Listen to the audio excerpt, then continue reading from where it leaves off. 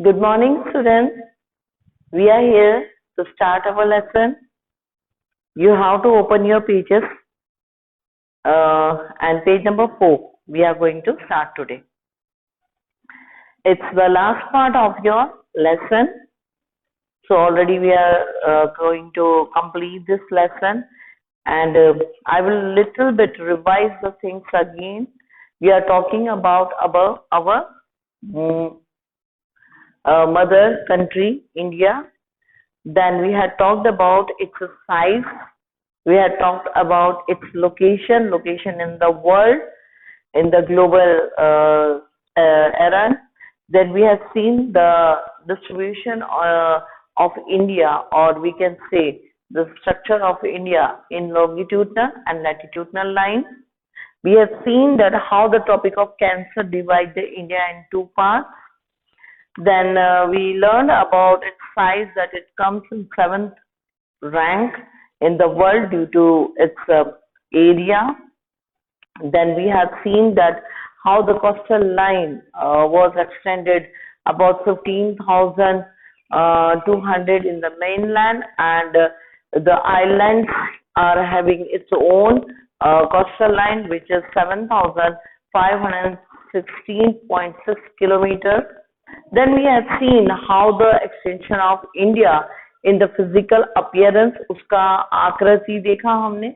उसकी आकृति में हमने देखा कि कैसे हिमालय का एक्सटेंशन है, ऊपर हमारे देश के अंदर हिमालय है. उसके बाद उसका एकदम से सडन नैरो डाउन होता है, जो कि कम से कम अगर हम देखें तो 22 नॉर्थ लैटिट्यूड के बाद वो धीरे से एकदम नीचे की ओर संकीर्ण होती जाती है और समुद्र के अंदर पेनिनसुला बनता है. फिर हमने टाइम लैग देखा कि कैसे अरुणाचल प्रदेश से जब सूरज उगता है और जब तक वो गुजरात पहुंचता है तो 2 घंटे का अंतराल या फर्क पड़ता है. इस 2 घंटे के अंतराल को बैलेंस करने के लिए भारत में जो मिड पॉइंट था इंडिया का, जो कि हम मिर्जापुर यूपी के अंदर जानते हैं, तो वहां पर 28 डिग्री 30 टाइम ईस्ट को लिया गया as a Mediterranean standard time of India. जैसे पूरे भारत के अंदर टाइम जोन का कोई प्रॉब्लम नहीं है. उसके बाद हमने देखा इंडिया का कनेक्शन पूरी दुनिया के साथ कैसा है. लास्ट में हमने देखा what we had given to the world and what the world had given to us. And this accommodation or this adjustment make India a unique feature or unique country in world. So today we are going to see about the India's neighboring country. So India's neighboring country में अगर हम देखें तो as you can see India here, so उसके neighboring countries जो हैं उनके सबके नाम आप याद करेंगे और वो आपको ध्यान में रखने हैं. देन अगर हम देखें तो इंडिया का अपना एक इम्पोर्टेंट स्ट्रेटेजिकल पोजीशन है साउथ एशिया में. एशिया जो है उसके बीच में अगर हम देखें तो यहाँ पर आप देखें तो ये एशियन एरियाज हैं और इन एशियन एरिया के साउथ में इंडिया जो है हैंग करता है, दिखाई देता है. तो इस जगह पे होने के कारण जैसे अगर हम देखें तो उसका बहुत स्ट्रॉन्ग पोजीशन है. इस पोजीशन के कारण पूरी दुनिया में हमारी वर्चस्व में, हमारे व्यापार में, हमारे जो डेवलपमेंट में इसका फर्क पड़ता है. हमारे देश यानी इंडिया में, India is having 28 states and 8 union territories. ये सब आपको आपने छोटी क्लासेस में अच्छे से पढ़ा है, यू नो.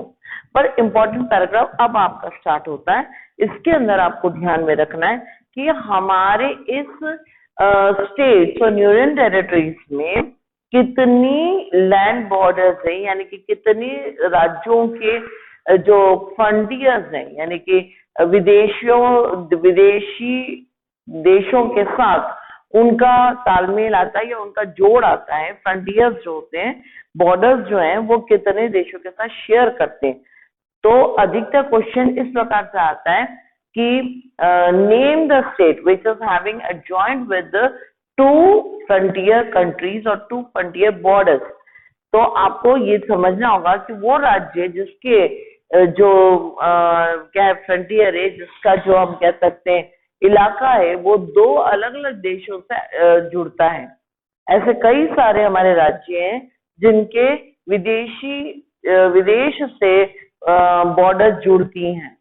कई ऐसे भी राज्य हैं जिनकी किसी भी विदेश से बॉर्डर आइडेंटिफाइड नहीं होते। ऐसे भी क्वेश्चन आता है कि name the state which is not having any joint frontiers, yeah, which is not having any neighboring frontier line, okay, कि किसी का जो है वो फ्रंटियर यानी कि उसका बॉर्डर जो है वो किसी भी पराये दूसरे देश से जुड़ा हुआ नहीं है। तो यहाँ पर अगर हम देखें तो एमपी जैसा जो स्टेट है जिसका किसी और से कोई फ्रंटियर जो है नहीं जुड़ा हुआ, अपने देश से ही जुड़ा हुआ है। तो इस प्रकार से जो क्वेश्चन आती है तो आपको वो चीज जो है ध्यान में रखना है।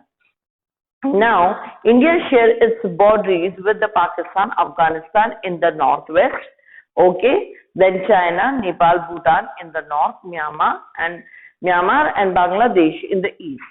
तो आप देख सकते हैं मैप में, एटलस में, आपके बुक के सामने अगर आप देखें तो आपको पता चलेगा कि किस प्रकार से हमारी जो बाहर की बॉर्डर्स है वो अलग अलग जगह से क्या हो रही है, जुड़ रही है, आइडेंटिफाइड हो रही है। और हम कई सारे जो नेबरिंग कंट्रीज हैं उनके साथ हमारे बॉर्डर्स को शेयर करते हैं। On the southern neighbours across the sea consist of two island group which is Sri Lanka and Maldives, okay। तो अगर हम देखें तो दक्षिण में हमारे जो दो पड़ोसी देश है, वो दो पड़ोसी देश में एक श्रीलंका है, दूसरा मालदीव है। ये दोनों ही देश जो हैं अगर आप देखें तो समुद्र में एक पतली धारा, ये चैनल के समुद्र के जो सतह है उससे अलग किए गए हमारे देश से। एक तो अगर हम देखें तो गल्फ ऑफ मन्नार है मालदीव आइलैंड्स के लिए, और उसी तरफ देखें तो मालदीव के ऊपर लक्षद्वीप जो है देखा जाता है। देन इसके बाद अगर हम देखें तो इंडिया का जो जितना ज्योग्राफी स्ट्रांग है, जितनी उसकी आकृति, उसकी स्ट्रक्चर साउंड है, उतना ही उसका हिस्ट्री भी साउंड है। देन हम देखेंगे कि फिजिकल मैप जो हमारा यहाँ पर हम देखते हैं, जैसे मैंने आपको बोला था फिजिकल मैप बनाने के लिए आप में से कई बच्चों ने, मैं thank them and I appreciate them, कई बच्चों ने मुझे ये होमवर्क असाइन कर दिया है और मैं बहुत खुश हूँ। फिर मैं आपको एक असाइनमेंट, आज आपका ये लेसन कंप्लीट हो गया है, कंक्लूड हो चुका है। यहाँ पर आपको एमसीक्यूज करने की जरूरत नहीं है। You have to do MCQs in your book itself without any problem. आप अपने MCQs बुक में करें और उसको लर्न भी करें, बट आपको question number second, question number third, question number fourth, question number second, third, fourth, okay, ये सेकंड, थर्ड, फोर्थ जो है आप बुक खोलें और ये क्वेश्चन आंसर, जैसे मैंने कहा था क्लासमेट की copy half, you have to do it half, then half copy में आगे ज्योग्राफी और पीछे इकोनॉमिक्स, तो उसमें ये काम करना है और मुझे उसका पीडीएफ बनाकर सेंड करना है।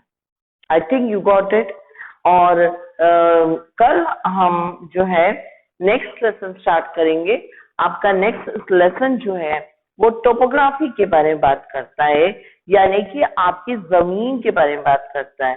सो आज के लिए काफी है बेटा, thanks a lot and take care and make your copies and do the homework.